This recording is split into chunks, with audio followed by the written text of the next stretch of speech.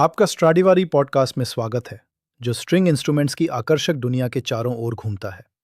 आज सब कुछ एक तत्व के बारे में है, जो स्ट्रिंग इंस्ट्रूमेंट पर खेलने के लिए अनिवार्य है: धनुष। इसके बिना कुछ नहीं होता। चलो हम मिलकर ये खोजते हैं कि इसे इतना खास क्या बनाता है। ये केवल तारों को खींचने के लिए एक उपकरण से कहीं अधिक है। धनुष एक स्वतंत्र अभिव्यक्ति का माध्यम है, हाथ की एक लंबाई और सदियों से एक आकर्षक विकास से गुजरा है। बारोक धनुष और आधुनिक टौटे धनुष के बीच के अंतर, जैसा कि आज प्रचलित है, न केवल तकनीकी प्रगति को दर्शाते हैं, बल्कि सौंदर्यात्मक परिवर्तन भी दिखाते हैं। और अंततः वे सामग्री चयन, स्थिरता और प्रजाति संरक्षण के बारे में प्रश्न उठाते हैं। आइए ऐतिहासिक बैरोक धनुष और आधुनिक वायलिन धनुष के बीच मूलभूत अंतर से शुरू करें। प्रारंभिक बैरोक धनुष आमतौर पर अपने आज के वंशजों की तुलना में छोटे और हल्के होते थे। इनमें असममित वजन वितरण होता है, जो मुख्य रूप से उनकी पतली, नुकीली टिप के कारण है। ये आधुनिक धनुषों के भारी सिर को बदलता है और केंद्र को मेंढक की ओर अधिक निकटता से स्थानांतरित करता है। इसका खेल व्यवहार पर स्पष्ट प्रभाव पड़ता है। धनुष की छड़ का आकार भी मौलिक रूप से भिन्न होता है। जबकि आधुनिक धनुष फ्रैंकोइस टॉर्ट के बाद से 18वीं सदी के अंत में एक अवतल वक्रता दिखाते हैं, बैरोक धनुषों की छड़ आमतौर पर हल्की उत्तल होती थी। ये आकार बालों के तनाव को प्रभावित करता है। बैरोक धनुष में बाल छड़ से अधिक बाहर की ओर मुड़ते हैं, विशेष रूप से मध्य में। इससे न केवल एक अलग दृश्य आकर्षण उत्पन्न होता है, बल्कि एक अलग खेल अनुभव भी होता है, खासकर क्योंकि बैरोक वायलिन में स्पष्ट रूप से कम बाल होते हैं। ये निर्माण संबंधी विशेषताएं विशिष्ट ध्वनि और खेल तकनीकी गुण लाती हैं। एक बैरोक वायलिन अक्सर धनुष के मध्य में स्वाभाविक रूप से सबसे तेज ध्वनि करता है, जो गतिशीलता को आसान बनाता है, जैसे कि मैसा दी वोसे, जिसमें एक ध्वनि को नियंत्रित तरीके से बढ़ाया और घटाया जा सकता है। ध्वनि कम समरूप होती है, लेकिन अधिक स्पष्ट और विभाजित होती है। बैरोक वायलिन आवेगों पर तेजी से प्रतिक्रिया करते हैं, हाथ में हल्के होते हैं और अधिक लचीले होते हैं, लेकिन अस्थिर भी होते हैं।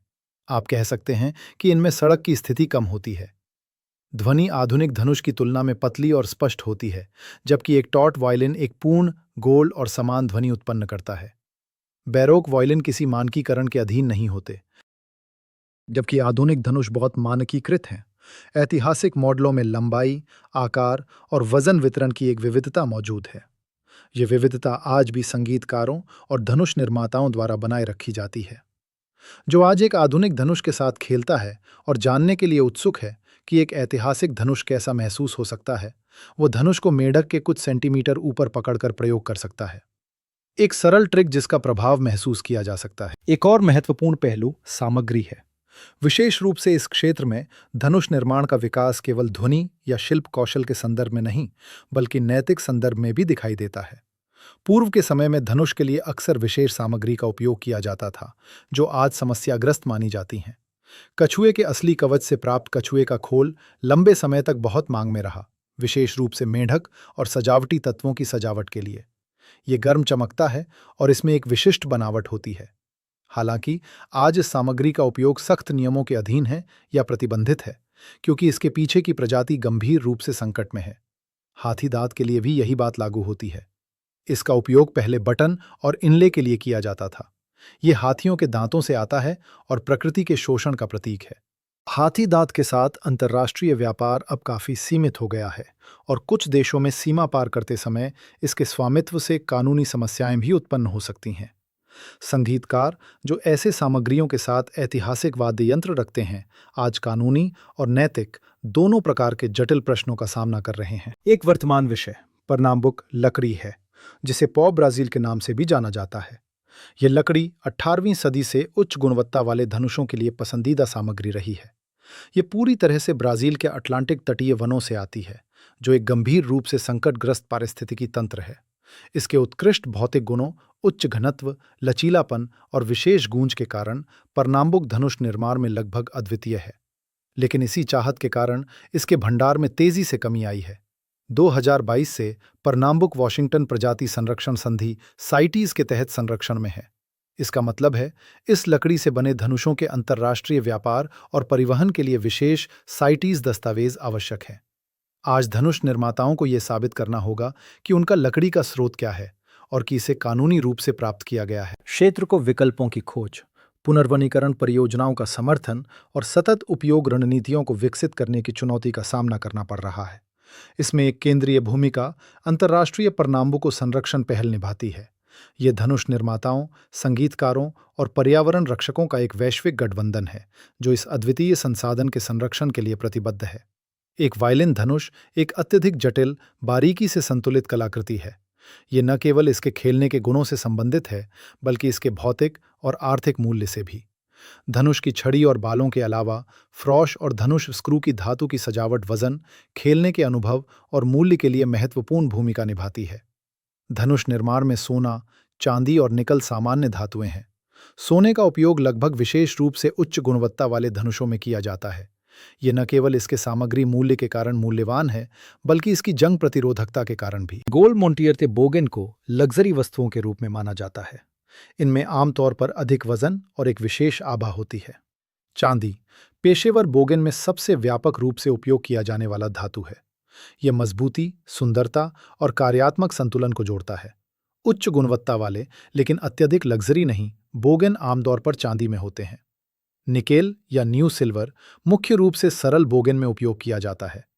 यह सस्ता है लेकिन ऑक्सीडेशन के प्रति अधिक संवेदनशील और कम टिकाऊ है।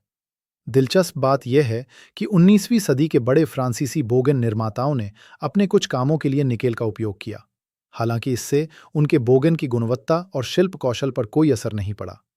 ऐसे बोगन आज भी उच्च संग्रहकर्ता मूल्यों को प्राप्त करते हैं। वायलिन बोगन की कीमत की सीमा विशाल है। सरल औद्योगिक बोगन, जो अक्सर मशीन से बने होते हैं, पूर्वी एशिया से आते हैं, की कीमत 100 से 500 यूरो के बीच होती है। अर्ध हस्तशिल्प या मैन्युफैक्चर कार्य लगभग 500 यूरो से शुरू होते हैं और लगभग 1500 यूरो तक जाते हैं। समकालीन मास्टर द्वारा हस्त निर्मित बोगन आमतौर पर 2000 से 8000 यूरो के बीच होते हैं, बोगन निर्माता की प्रतिष्ठा के आधार पर। ऐतिहासिक बोगन की कीमतें और भी अधिक होती हैं, विशेष रूप से 19वीं सदी में फ्रांसीसी स्कूल के सुनहरे युग से। फ्रैंकोइस निकोलस वॉयरीन, जोसेफ हेनरी या डोमिनिक पेकेट जैसे मास्टरों के काम 10,000 से 1 लाख यूरो से अधिक की कीमत प्राप्त करते हैं, रखरखाव की स्थिति और उत्पत्ति के आधार पर। फ्रैंकोइस टॉर्ट का एक मूल बोगन, जिसे बोगन निर्माण का स्ट्रैडिवारी कहा जाता है, पहले ही 2.5 लाख यूरो से अधिक में नीलाम किया जा चुका है। मुक्त व्यापार में ऐसे बोगन की कीमतें और भी अधिक होती हैं। फ्रांस और विशेष रूप से शहर मिरेकॉट 18वीं और 19वीं सदी में यूरोपीय धनुष निर्माण का केंद्र था। फ्रांसीसी स्कूल ने तकनीकी नवाचार और कलात्मक डिजाइन दोनों में मानक स्थापित किए। टॉर्ट ने न केवल अवतल धनुषगाण विकसित किया, बल्कि आज के सामान्य अनुपात और स्क्रू सिस्टम भी। वुइलॉम की जैसी कार्यशालाओं ने कई पीढ़ियों के महत्वपूर्ण धनुषकारों को रोजगार दिया, जिनमें डोमिनिक पेकेट शामिल है, जो अपनी शक्तिशाली और सटीक खेलने योग्य धनुषों के लिए जाने जाते हैं। साथ ही पियरे सिमोन, जोसेफ हेनरी और फ्रैंकोइस निकोलस वॉयरिन की सुरुचिपूर्ण हल्की शैली। 20वीं सदी में इस परंपरा ने यूजीन सार्टोरी जैसे नामों के साथ जारी रखा, जिनके धनुष आज भी कई सोलिस्टों द्वारा सराहे जाते हैं, या लुई मोरिजोट और उनके बेटों के साथ, जो 20वीं सदी की शुरुआत में फ्रांसीसी शिल्प कौशल का प्रतीक है। वायलिन के धनुष केवल एक साधारण सहायक उपकरण नहीं है, वे बारीकी से समन्वित उपकरण हैं। शिल्प कौशल की उत्कृष्टता, ध्वनि निर्माण के साथी और अंत में आर्थिक और अक्सर भावनात्मक मूल्य वाले सांस्कृतिक संपत्तियां हैं। उनके सामग्री का चयन, सोने से लेकर निकल तक, उनकी उत्पत्ति, उनका ऐतिहासिक प्रभाव और उनके निर्माताओं की हस्ताक्षर न केवल ध्वनि और खेलने की भावना को निर्धारित करते हैं, बल्कि उनके इतिहास और बाजार में स्थान को भी निर्धारित करते हैं। जो आज एक धनुष चुनता है, वो केवल बालों के साथ एक लकड़ी का टुकड़ा नहीं खरीदता, बल्कि परंपरा, कलात्मक गुणवत्ता, नैतिक जिम्मेदारी और अक्सर वित्तीय निवेश के बीच एक निर्णय लेता है। आज के लिए इतना ही। स्ट्रैडिवारी पॉडकास्ट में फिर से सुनने के लिए धन्यवाद। इसे सब्सक्राइब करें और दूसरों के साथ साझा करें, और इस आकर्षक यात्रा में हमारे साथ बने रहें जो तंतु वाद्य यंत्रों की अद्भुत दुनिया में है। रुचि बनाए रखें, हम फिर सुनेंगे।